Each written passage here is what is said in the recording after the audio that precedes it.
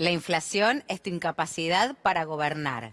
Bueno, le ponemos entonces 37,7, que es el acumulado en los últimos 9 meses, y ahí cerramos entonces la puntuación para el presidente y su gobierno, que debería ser evaluado, según él, por el índice de inflación. Vamos a hablar y de pobreza. De pobreza. Decía, si fracaso bajando la inflación, soy un desastre.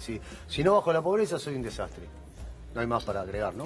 Bueno, tenemos aquí a Boto, nuestra economista invitada el día de hoy, que vamos a charlar, por supuesto, de lo que nos deja, Candelaria, esta situación económica del gobierno de Macri y qué esperamos después de las elecciones. Buen día, gracias por venir. Gracias a ustedes. ¿Qué te pasa cuando ves un informe de estas características donde cada uno de los integrantes del gabinete, que ya ahora ni siquiera sabemos dónde están muchos de ellos, decían que básicamente la inflación iba a estar en un dígito, 2 dígitos como mucho, pero nunca un 37,7, que es lo que tenemos acumulado en estos 9 meses? No, me parece importante en términos de entender que esto es una derrota que también es ideológica y tiene que ver con cómo se conceptualiza la inflación. Nuestro país es verdad que tiene serios problemas con la inflación hace ya largo tiempo y hubo muchos planes de estabilización de esa inflación, pero hay que entender que en nuestro país tiene muchas causas y sobre todo las consecuencias de la inflación afectan sobre todo socialmente, porque afectan a quienes tardan más en actualizar los salarios, por ejemplo, como es el caso de las trabajadoras, que hemos perdido muchísimo,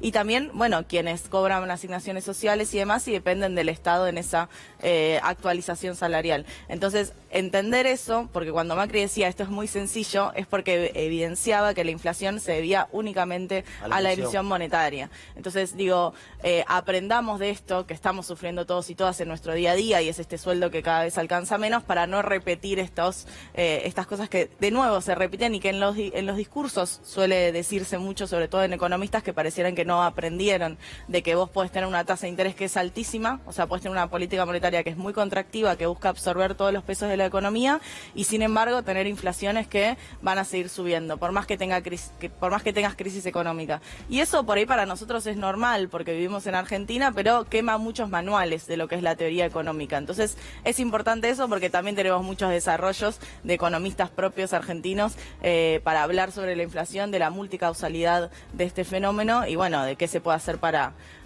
tratar de solventarlo, ¿no? La inflación es un problema, está más o menos claro, y vos lo definís muy bien cuando decís que los que más sufren la inflación son los asalariados, porque van como mirándole el número en la espalda al delantero, ¿no? Como un defensor que está todo el tiempo mirándolo de atrás. Ahora, cuando en la Argentina no hubo inflación, hubo incluso deflación, que fue durante el menemismo, o sea, tampoco la pasamos muy bien. Entonces, ¿cuál es la solución? O sea, una inflación controlada, ¿cuál sería la meca para la Argentina? Bueno, justo tener esa discusión ahora que venimos del 2018 con la inflación más alta en 27 años y que va a ser superada por este año, que se proyecta en el 55%, es medio difícil porque viene siendo una inflación que viene escalando. Claro. Hace no tanto tiempo había una inflación que rondaba, le decíamos, una velocidad crucero del 20%, ¿no? Donde, bueno, obviamente que hay una pérdida de los trabajadores porque actualizan sus salarios más tarde, pero había una expectativa y si se quiere esto, ¿no? Una velocidad del 20%. Entonces, sí, había pérdidas, era difícil generar expectativas a futuro, proyectar, pero no teníamos el descalabro que tenemos actualmente. Entonces, digo, lo primero que hay que hacer es tratar de estabilizar y entender que es algo que se va a resolver en el mediano y largo plazo. Digo, no hay ninguna solución mágica para que nos levantemos y de repente haya un 0% de inflación en nuestro país. Que tampoco es la solución un 0%, claro. Insisto, porque durante el menemismo, con el tema de la dolarización o la convertibilidad, llamémosla como nos guste, o sea, el país dejó de crecer, sí. Se generó una desocupación récord, crecieron las importaciones y bajaron las exportaciones, o sea, todo lo que ocurrió no fue bueno, o sea, tampoco es como el horizonte, me parece. No, creo que no lo sé, digo, pregunto. No, el horizonte creo que tiene que ver con pensar a la economía también como un conjunto y dejar de pensar que si vos resolvés las cuestiones de cuentas nacionales y digo, llegás a los equilibrios en cuestiones numéricas, pero lo central de la economía es crecer, sobre todo ahora, ¿no? Que venimos de 2 años de caída, el próximo año también. ¿Y bueno, cómo creces?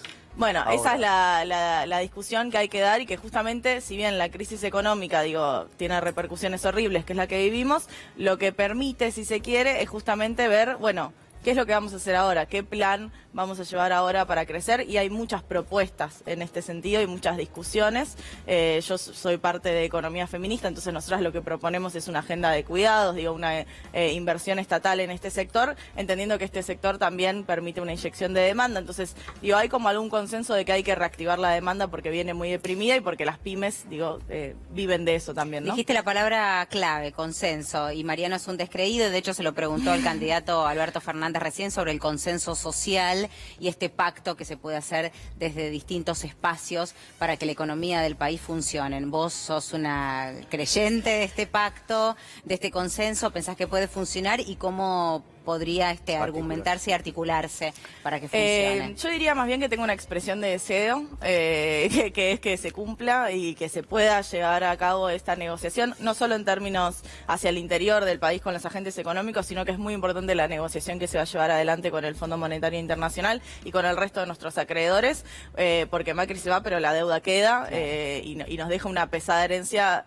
muy seria. Ahora se usa de nuevo la frase que usaron sí, ellos. ahora tiene un poco más de sentido, incluso porque realmente es algo a resolver tanto puertas afuera como puertas adentro, como cómo negocias con los empresarios, con los distintos tipos de empresarios, con el sector ligado al campo, los trabajadores, los desocupados. Entonces, digo, son muchas tensiones que se abren y yo realmente tengo una expresión de deseo de que esto se pueda solventar, también entendiendo la característica que es, bueno, en Latinoamérica están pasando un montón de conflictos sociales y acá hay una esperanza y una fe en las elecciones porque la gente está esperando eso. Entonces hay un voto hacia la institucionalidad que creo que es algo novedoso en nuestro país. Entonces, bueno, yo por lo menos como economista mantengo una expresión de deseo de que eso sea posible. Es verdad que la historia económica argentina, bueno, a veces te baja a tierra y no hemos tenido buenas salidas de esa manera, pero bueno, también tenemos un acuerdo con el Fondo Monetario que tiene características muy propias, es el acuerdo más grande firmado en la historia del fondo, es un acuerdo con muchos tintes políticos, porque casi el 80% de los fondos se dieron en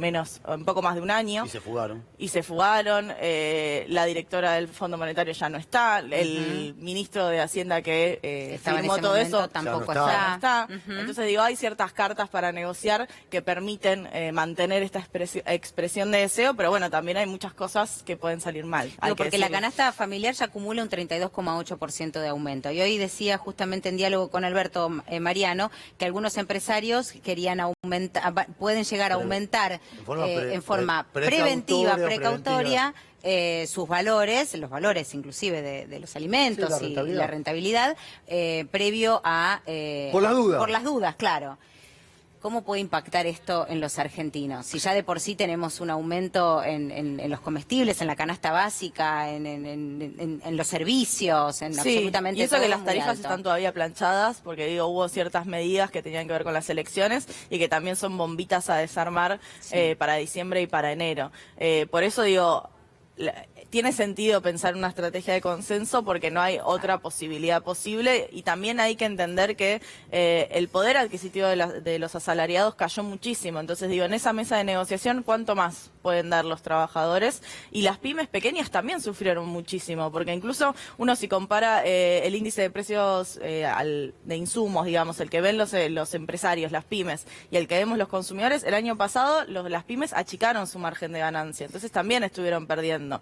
Bueno, ¿quiénes son los ganadores en estos 4 años? Bueno, los bancos, los sectores que están más ligados a las exportaciones, las energéticas. Digo, a esos son los sectores que tienen que traer más a la mesa de negociación porque son los únicos ganadores. Y pero vos pensás que las energéticas, los bancos le van a decir que van a decir, no, ¿saben qué? Yo gané un montón de plata durante 4 años, entonces ahora voy a hacer mi aporte patriótico a un fondo nacional para que los argentinos la pasen mejor. ¿Vos realmente pensás que esto es posible? No, que eso va a ser así, no, pero que pueda haber presiones para que suceda eso. Y digo, también hay un rol del Estado y es la importancia, ¿no?, del rol del Estado en cómo se manejan estos intereses. Se puso punk mi economía.